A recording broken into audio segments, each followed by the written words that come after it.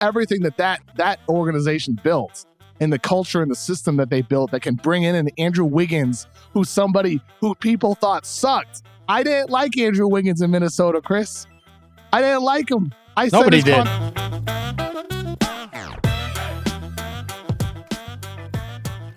Finally, I think for our audience and the world at large can see what I have been preaching about him for so long. You know, I've tried to convince people that Andrew Wiggins is finally finding his role. This is the perfect situation for him. He's going to dominate the NBA Finals. Vernon, right? Just you wait. In a pivotal Game 5, we're going to come out of it talking about Andrew Wiggins and how he is swinging the balance of power within this finals.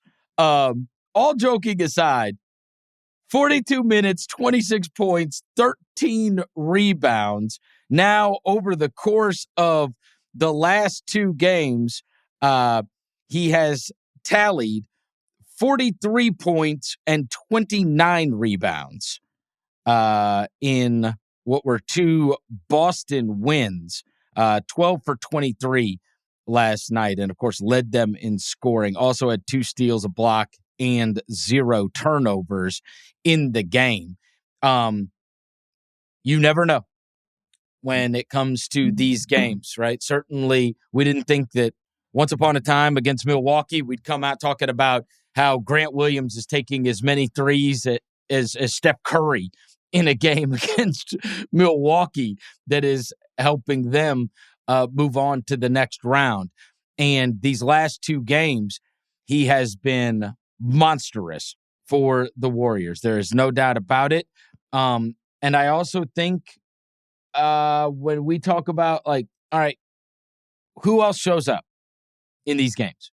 Who else shows up? And you have been able to say a name for Golden State, an obvious one once once it plays out as, okay, there's a guy that maybe you weren't counting on that went huge for you.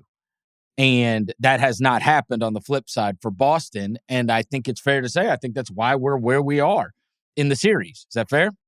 I think it's incredibly fair to say, especially after last night's game where you have Andrew Wiggins. I mean, like, look, Chris, like, we argued back and forth about him. We made our fun $100 bet. You know, I like the acquisition. You said he'd be bounced. But, like, neither of us could have seen him stepping up in the way that he has in the NBA Finals. Turning it up to this level and playing at the defensive level that he has. He's done such a remarkable job on Jason Tatum. Well, he really has. Let me defend myself on one sense. I didn't see them paying the $32 million for Andrew Wiggins, right, as time went on. That, you know, in the absence of Clay, fine. But once these contracts all kick in and the Draymond one gets bigger and the Steph one gets bigger, the luxury tax bill is just so insane. Well, that was the point of the acquisition. It's the fact that he's filling that Harrison Barnes, Kevin Durant role, you know, right, between Steph, Clay, and Draymond as that wing defender. I didn't think you had to pay somebody $32 million to do that. Yeah, and I mean, honestly, I still don't. Yeah, well, those are the circumstances. You have Kevin Durant. He wants to go to Brooklyn. You get D'Angelo Russell. He doesn't, conform to the system in the way you want. And then you get Andrew Wiggins in a first-round pick that turns into Jonathan Kuminga. I mean, like, look, dude, like, I think, that turned out to be, now that we're in the NBA Finals, the Warriors are up 3-2. That decision turned out to be one of the pivotal ones that Golden State made to potentially now win another NBA Finals because of what Wiggins has turned into in new situations. Andrew Wiggins is proof that players can change, that they can evolve, that they can adapt. And the Golden State Warriors are proof that you can take in one of those players as long as they have the right qualities and the open-mindedness to change, that they can flourish playing in a new environment. So, like, Wiggins talked about it after the game last night. Kerr did. All these guys have all season, last couple seasons. The fact that it's turned into what it has, not just for Wiggins, though, but for guys like Gary Payton, right? I mean, we've talked about him throughout the postseason, guys like Otto Porter. It really does just show how this Warriors system allows players to flourish in specific roles next to Steph, Clay, and Draymond. And those guys last night, I mean, how amazing is it that Steph Curry doesn't have a three-pointer for the first time in over 200 games? Clay looking better defensively. Draymond Green, he fouls out, but he was tremendous defensively, I thought, in his minutes, like constantly in Celtics airspace, even like dribble handoff actions with Robert Williams. Draymond is like in his grill, just making things difficult the whole night. But, you know, like you said, Chris, sometimes it's those others other than the stars that are making the difference in the series. And it was Andrew Wiggins last night. And, you know, you gotta credit the Warriors for taking a chance on him and seeing the vision of him changing his game. And you, more than anybody, though, you got to credit Andrew Wiggins for fully embracing what has been asked of him with the understanding that this is for the greater good of the team and can lead to something great. And now they're just one game away. You also do wonder, and I know you don't want to talk about the money, but they have the highest payroll in the NBA by a wide margin. Yeah, I just don't think it's a factor. Teams should be paying. The teams that aren't paying are the pathetic teams. No, is this the price of doing business? It is. Chris, I grew up a Boston sports fan. My teams always paid. Right. And I saw other fan bases not pay. And then I got hired into sports media, and I heard stories about teams and other organizations that don't prioritize winning and they prioritize just making money or just making the postseason to get playoff revenue. And I think that's pathetic. So I commend the Warriors for paying to try to win something greater. That's the way I look at it. More than anything else, these other teams, they're the ones that should be getting some blame here. They're the ones that should be criticized more.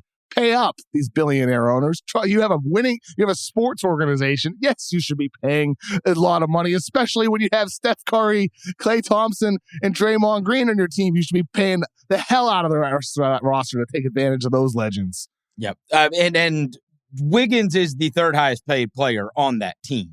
Good. They had to get something, Chris. Behind Thompson and Curry. No, you just wonder from a league standpoint, is this the price of doing business, right? Is this the price of doing business? I mean, those were such unusual circumstances, though. Kevin Durant leaves through sign and trade. They get D'Angelo Russell back. So they took money back in order to get KD to Brooklyn and to get additional flexibility. It was just strange circumstances. Like, they could have not done that, but it made sense for them to do that. Right. And I think because you are a Boston sports fan and because you're not in a small market, it's different, right? I mean, the amount of money that they generate is so much greater than, you know, when I was growing up, the teams in the big markets, they could outspend you by, you know, $60-70 million on teams. And now what we're seeing is your owner has got to be willing to just bite the bullet and pay.